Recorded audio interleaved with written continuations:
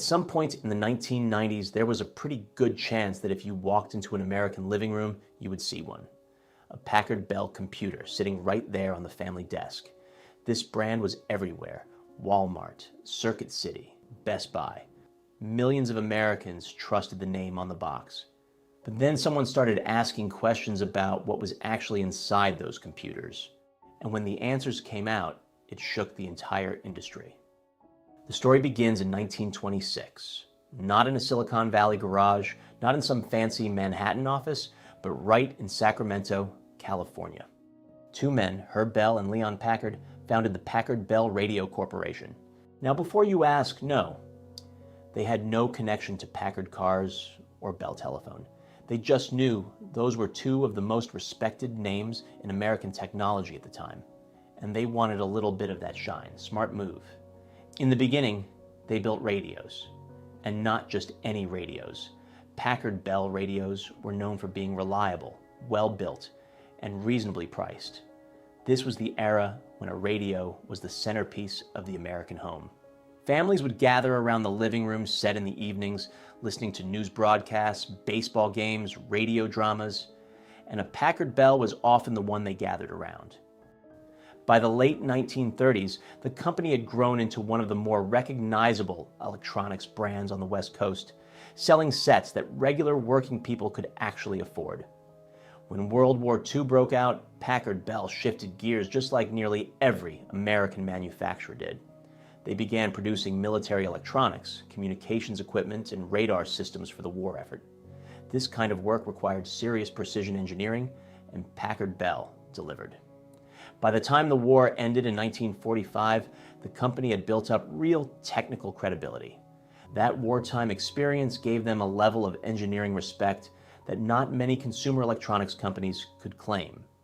The post-war boom was good to them. America was growing fast. Suburbs were sprouting up everywhere. Young families were buying homes and filling them with appliances and electronics. Television was the new frontier, and Packard Bell was right there to meet the moment. Through the late 1940s and into the 1950s, Packard Bell televisions were sitting in American living rooms from coast to coast. Big wooden cabinets, round screens, the whole deal. If you grew up in the 1950s or 1960s, there was a real chance you watched your Saturday morning cartoons on a Packard Bell. The company had something rare, a name that Americans genuinely trusted. That trust had been earned over decades. And then, quietly, the original company began to fade. By the 1970s, Packard Bell had largely exited the consumer electronics market. Japanese manufacturers like Sony and Panasonic had taken over the television business, and the original Packard Bell simply could not keep up. The name went dormant. It sat there, waiting. Here is where the story takes a turn that almost nobody saw coming. In 1986, an Israeli entrepreneur named Benny Alagim purchased the rights to the Packard Bell name. He had a plan. The personal computer revolution was already underway. IBM had introduced its PC in 1981. Clones were flooding the market, and Alagim believed that what most Americans wanted was a computer they could buy at a regular store, set up without calling a technician, and trust right out of the box. He was right about that. Packard Bell computers started appearing in mass retail stores, the kind of places that regular working families actually shopped. No specialty computer stores, no confusing catalogs. Just walk into Walmart, pick up a Packard Bell, bring it home. The machines came bundled with software already installed, which was a bigger deal than it sounds in those days. Most people had no idea how to set up a computer from scratch, and Packard Bell made it easy. By the early 1990s, Packard Bell was one of the best-selling PC brands in the United States. They were also crushing it in Europe. At one point in the mid-1990s, Packard Bell was the #1 selling personal computer brand across all of Western Europe. That is not a small thing. Millions and millions of machines sold. Now, here is the part of the story that they did not put in the advertisements.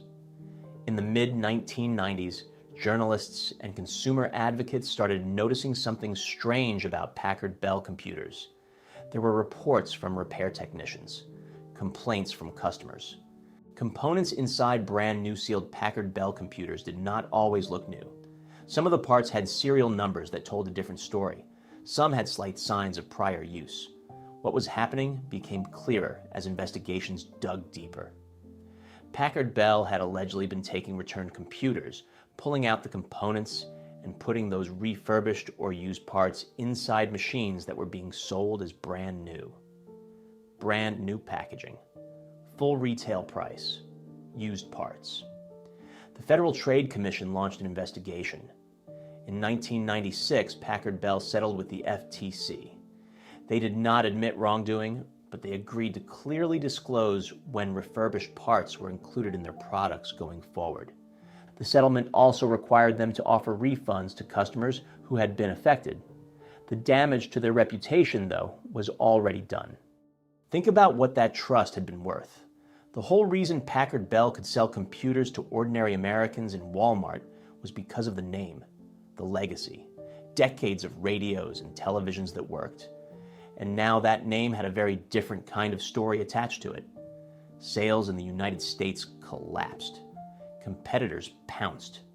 Brands like Compaq, HP, and Dell were better positioned, better respected, and more than happy to pick up the customers Packard Bell was losing. Packard Bell tried to hang on.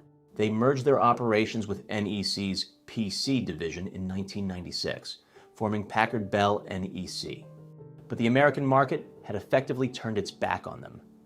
By 1999, Packard Bell had completely withdrawn from the United States, gone.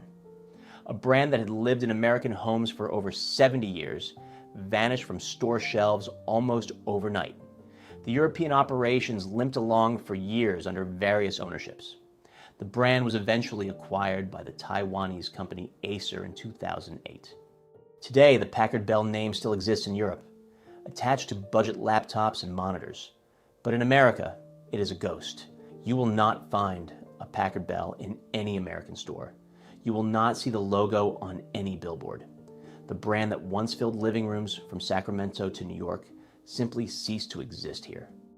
That is the story of Packard Bell, a company that earned real trust over real decades, that was resurrected by a man with a sharp eye for opportunity, and that ultimately threw it all away, chasing short-term margins with a scandal that the public never forgave. The original Packard Bell, the one that built the radios your parents listened to and the televisions you grew up with, deserved a better ending than this. If this kind of story is what you come here for, then make sure you are subscribed. We cover the companies, the factories, and the industries that built America and the stories behind what happened to them. Hit that subscribe button. It means more than you know, and we will see you in the next one.